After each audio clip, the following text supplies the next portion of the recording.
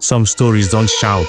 They sit quietly in corners, broken but breathing. Every morning on my way to work, I often pass by a wooden bench under the mango tree, just beside the post office. Same man, same spot, same tired eyes. Nobody ever looked at him twice. Some called him that useless man. Others said he's mentally unstable. But I looked closer one day, and what I saw wasn't madness. It was pain. Silent, deep old pain. His name was Mr. Dominic. But nobody ever calls him that. People called him Baba Bench because he's always sitting on the bench. I really don't know what made me stop that morning. Maybe it was how he stared at the family walking past. The father held the son's hand tightly, and Mr. Dominic smiled, not out of happiness, but memory. I offered him bread. He looked at me with surprise, then gently collected it. "Thank you so much, my son. May God bless you." I sat down next to him, and after a long silence, he spoke. "I wasn't always like this, you know. I wasn't born this way. I was once a man with everything. I used to work at the bank.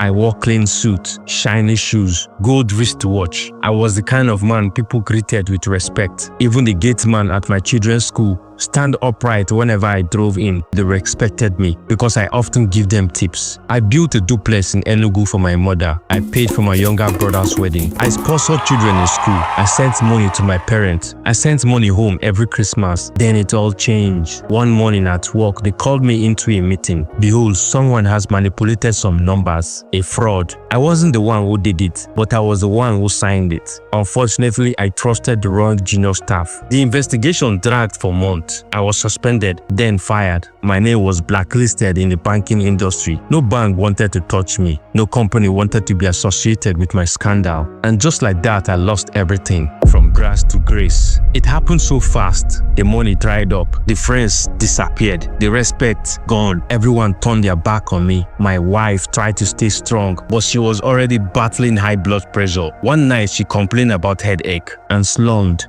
dead before we even got to the hospital. And just like that, the only woman who ever called me my king was gone. My source of joy and happiness. My two children, confused, heartbroken, were taken by my wife's family. They blamed me for everything. They said I brought misfortune to the family. I haven't seen or heard from my kids for years now. Over the years, I watched how family and friends drag my name in the mud. I have been watching from the sidelines. Now I sleep in a nearby abandoned shop, sometimes under the bridge, using a worn-out wrapper as my blanket. Rain wets me, sun burns me. But this bench, this is my last comfort. This is where I wait all day, hoping that maybe someone from my past might recognize me. Maybe my son will come back. Maybe my daughter will say to me, "Daddy, I forgive you." But day after day, nothing. One time I gave him 2,000 naira. He smiled and said, "This is the highest amount anyone had given me in years. God bless you, my son." I couldn't help but cry. This man people insult for standing too long. Once upon a time, he stood tall in boardrooms. This man people say was lazy. Once he worked overtime to feed a family that no longer calls him. Moral lesson: never look down on people if you can't help them up. Never laugh at a man who is down today, because the same life that lifted him yesterday is still writing your own story. One wrong decision, one mistake, one tragedy, and anyone can end up on a bench. There are so many people walking this earth who are not mad. They are just wounded.